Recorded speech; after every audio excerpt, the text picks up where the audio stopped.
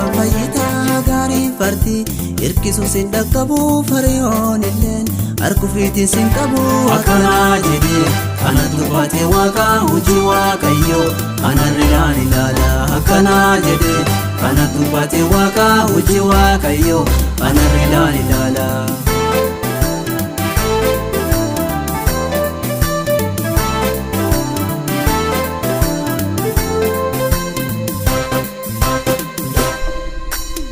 Banyaati kiyyina hordofullee na duraani galaanni guutamullee ulee moosatu jirti gaafa kaanii yoon gubbaa qabee galgarbaa galaanee gamataa keeti hin faarsu waaqa kiyyaa du jalaa bahee baadde galata kiyyaa gamataa keeti hin faarsu waaqa kiyyaa du jalaa bahee baadde galata kiyyaa hin taakkita gamattu fi harkita mataa honne teete cufa fayyita gaarii farti hirkisu sin dhaqqabu fariyoon illeen harkufiitiin sin qabu akkana jedhee kanatu baatee waaqa hojii waaqayyo anarraan ilaala akkana jedhee kanatu baatee waaqa hojii waaqayyo anarraan ilaala.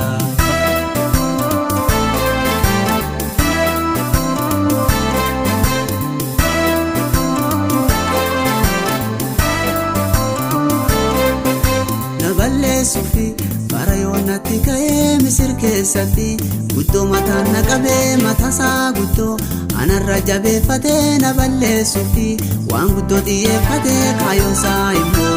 muumee hafteetii galaanaa keessatti haftee liqinfamteetii kaayoosaa immoo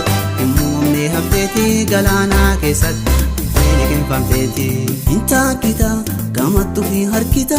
mataa honne teete cufa fayyita gaarii farti hirkisu sin dhaqqabu fariyoon illeen harkufiitiin sin qabu akkana jedhee kanatu baatee waaqa hojii waaqayyo anarraan ilaala akkana jedhee kanatu baatee waaqa hojii waaqayyo anarraan ilaala.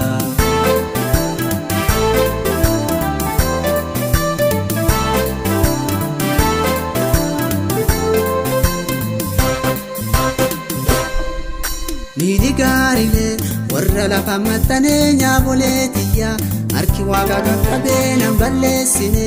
ufumaa baddee haftee diinoleen tiyyaa cuftii galaanaan baddee waaqannaa lolee mata tiyyaa yafayyee galaanaa taakkee keessa gamattu fargee waaqannaa lolee mata tiyyaa yafayyee galaanaa taakkee keessa gamattu fargee hin taakkita gamattu fi harkita mataa honne teete cufa fayyita gaarii farti hirkisu sin dhaqqabu fariyoon illeen harkufiitiin sin qabu akkana jedhee kanatu baatee waaqa hojii waaqayyo anarraan ilaala akkana jedhee kanatu baatee waaqa hojii waaqayyo anarraan ilaala.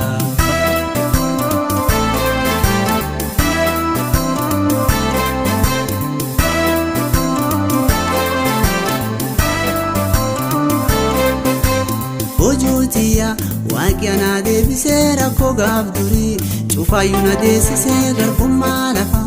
misiriin har'a kutee guddaan nyaaf kiyya guyya gaafa si du'ee hobbaatee rakkoo bara dheeraa na dibdee gamattaa keetii faarse galataaniyyee hobbaatee rakkoo bara dheeraa na dibdee gamattaa keetii faarse galataaniyyee hin taakkita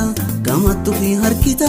mataa honne teete cufa fayyita gaarii farti hirkisu sin dhaqqabu fariyoon illeen harkufiitiin sin qabu akkana jedhee kanatu baatee waaqa hojii waaqayyo anarraan ilaala akkana jedhee kanatu baatee waaqa hojii waaqayyo